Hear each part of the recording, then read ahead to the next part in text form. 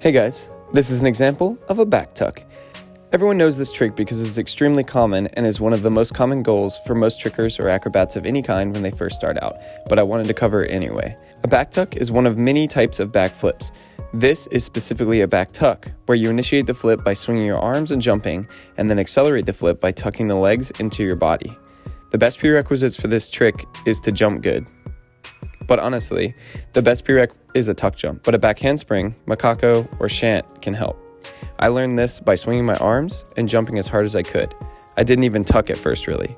Over time, I learned to be comfortable tucking in my flip. Common mistakes for a back tuck are not tucking enough, causing you to under-rotate your flip, closing your eyes for some unholy reason, causing you to not see the floor and land, squatting too low on the setup, causing you to fight gravity and get no height, and not swing your arms enough to initiate the flip.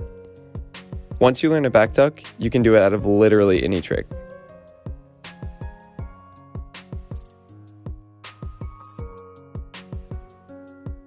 Hey guys, I hope you liked that video. Please like the video and share it with your friends if it was helpful or entertaining.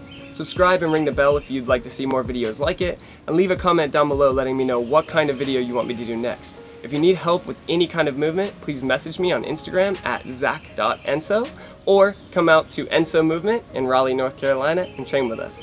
Until next time, take care of yourself, be patient, and keep training.